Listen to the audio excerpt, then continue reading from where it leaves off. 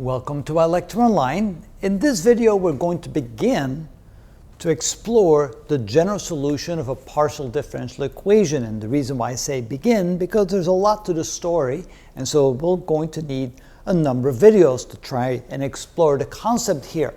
But here we're going to already see that there's something very strange about partial differential equations, and we're looking for solutions.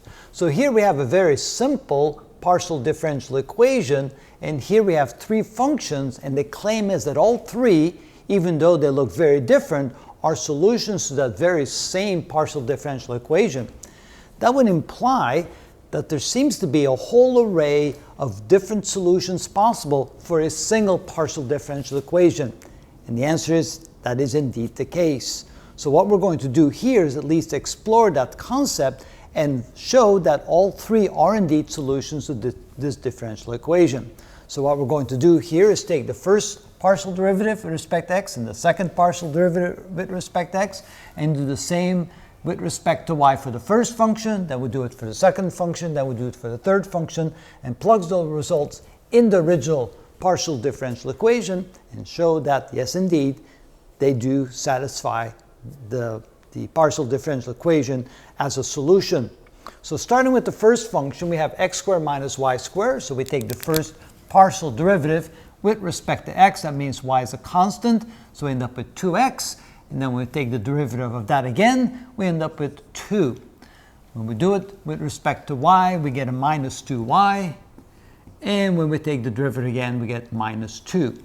And now when we plug those values into the partial differential equation, the second partial derivative of the function with respect to x, that gives us 2 plus the second partial derivative of the function with respect to y, that gives us negative 2.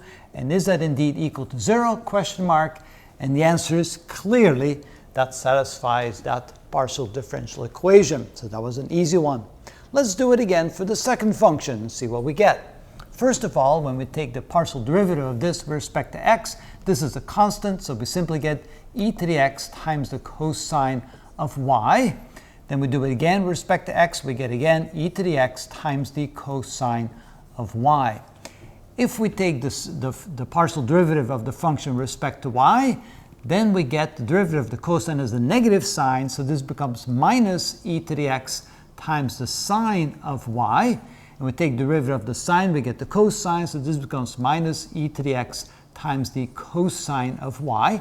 And now when we add these two together, again, you can see when you add them together, you should get 0. So e to the x times the cosine of y plus, so that's this term right here, plus the minus e to the x times the cosine of y is indeed 0. So we can say that is also a solution to the very same partial differential equation, even though this is a very different function compared to that. How about the third one? Again, we'll do the same thing. This is probably a little bit more involved. So we take the partial derivative with respect to x. So we get 1 over x squared plus y squared times the derivative of the denominator, which would be 2x. So we'll replace the 1 here by 2x in the numerator. And then here we do the same with respect to y. So we get 1 over x squared, there's a square missing over here, x squared plus y squared times the derivative of the denominator, which is 2y. All right, now we have to do it again, but notice now we have a quotient. So here, that becomes equal to the denominator, x squared plus y squared, times the derivative of the numerator with respect to x, which is times 2, minus the numerator, which is 2x, times the derivative of the denominator with respect to x, which is 2x, all divided by the denominator squared, which is x squared plus y squared squared. We do the same over here, so we take the denominator, which is x squared plus y squared, times the derivative of the numerator with respect to y, which is 2, minus the numerator, which is 2y. I'm going to spill over here to the side, times the derivative of the denominator with respect to y, which is 2y, all divided by the denominator squared, which is x squared plus y squared quantity squared. If I simplify this, we get 2x squared minus 4x squared, which is minus 2x squared plus 2y squared, all over the same denominator, x squared plus y squared, quantity squared.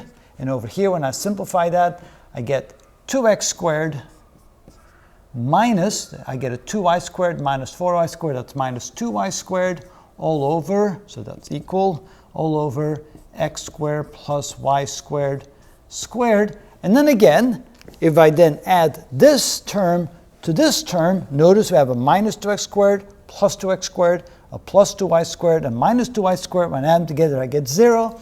And again, I showed that this indeed also satisfies this partial differential equation. So the big lesson with partial differential equation is that even for very simple partial differential equations, you can have a multitude of possible functions that satisfies that partial differential equation. That kind of complicates sometimes the effort to try to find a partial differential equation.